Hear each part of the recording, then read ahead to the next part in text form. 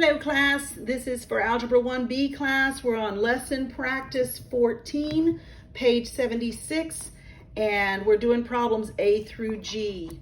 All right, I'm going to show you the work or the problems now. For those of you who don't have your book in front of you, take a moment to look at this and work these problems out, and I'm about to reveal the answers to you. All right, here we go. I'm going to give you just a moment to look at these. All right, you'll see them down here. All right, take a look. And then might want to pause your video, and then the rest of them, there's right here at the top. F and G are up here. Okay? All right, let's go ahead and get started. And let's start with the first three, which were pretty simple. All right. The first three has to do with, we have a number cube. By the way, they use the word number cube. Some of you will know that it's a dice, okay? The dice are a set of dice, or two of them, but one dice is not called a dice, it's called a die. I don't know how that works. It's a little confusing, but either way, we know that the number cube has a 1 through 6 and it's rolled. This is our event. It says list the outcome for each event. All right, before we list the outcome of each event, I want you to understand that the sample space is 1, 2, 3, 4, 5, 6. The sample space is a set of all possible outcomes with this number cube. Okay? All right, so it says the outcomes, the possible outcomes, and I'm going to use the word favorable outcomes. All right, the favorable outcome of a number less than or equal to 4. I forgot to put the 4 in there. It's got numbers less than or equal to 4 is 1, 2, and 3, and 4 because of this equal sign. So 4 is included. 1, 2, 3, and 4. All right. B, an even number. We look at this set. Which of these are even? 2, 4, and 6. And that's the set of favorable outcomes when we're looking for the probability of rolling an even number. 2, 4, 6. And then the last one is the probability of rolling a number greater than 2. Not equal to 2, greater than 2. So those are 3, 4, 5, and 6. And hopefully that made sense to you. Hopefully you didn't mess up like I did. All right. Let's go on to the next one. D and E, I believe, are close to the same thing. So let's look at D. Oh, that's the wrong one. Let me find the right page here. Ah, here it is. All right, D says there are 4 green, 3 blue, and 3 red marbles in a bag, okay? And I went ahead and added these together. So there's a total of 10 marbles in a bag. This is important. What is the probability of choosing a blue marble? And remember that the probability of anything, the probability is right here. The number of favorable accounts, let me put it up here. The number of favorable outcomes over all possible outcomes, or the number in my sample space, okay? That was from before. So what I do is I go and look, how many of my marbles in here are blue? And there are 3 blue marbles. But how many are there total? There's total of 10 marbles. So the probability is 3 in 10, or 0.3 if we change it to a decimal, or we can change it to 30%.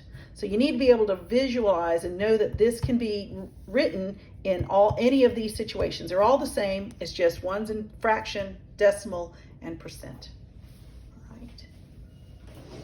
E, what is the probability of not choosing a red marble? And I would write it like this, the probability of not red. So I go up here. Which ones are not red are your greens and blues. 4 plus 3, all right? There's a total of 7 marbles that are not red out of a total of 10. So the probability of not choosing a red marble is 70%. There's a 70% chance that I'll not get a red marble. All right. Again, I want to make sure that you understand that that is the complement of the probability of a red marble. And if we did get a red marble, the red marble is 3 out of 10, which is 30%. And notice that 30 plus 70 is equal to 100%. All right, because these guys are these are complementary events, and they always add to one whole. Okay, so I just wanted to add that, tack that on. I know it wasn't in your lesson, but I wanted to make sure that you saw that again. All right, let's move on to F. F says, suppose there are 8 balls in a bucket, all right, numbered 1, 2, 3, 5, 5, 6, 7, and 7. Make sure 1, 2, 3, 4, 5, 6, 7, 8. There's 8 balls in a bucket, and these are the numbers on the balls. First question is, what is the probability of drawing a number less than 6? And then the second part says, do you have a greater chance of drawing a 7 or a 6? There's truthfully 2 different questions within that. So I went ahead and said, question 1, what's the probability of drawing less than 6? And my options are 1, 2, 3, 5, and 5. And there's 5 options out of 8. Turning this into a decimal, it's 5 divided by 8 will give me this. All right. And then turning that into a percent, you move the decimal over twice or multiply it by 100. We end up with 62.5%. So 5/8, and these are all equal to each other. All right. That's the first. Hopefully you got that. If not, go back and look at it. Understand where that comes from. Now, question 2 is, do you have a greater chance of drawing a 7 or a 6? So let's do each one of them separately. So what's the probability of drawing a 6? I come to my sample space right here, and I see there's 1 6, 1 out of 8, which becomes a 0.125 or a 12.5%. All 3 of these mean the same thing.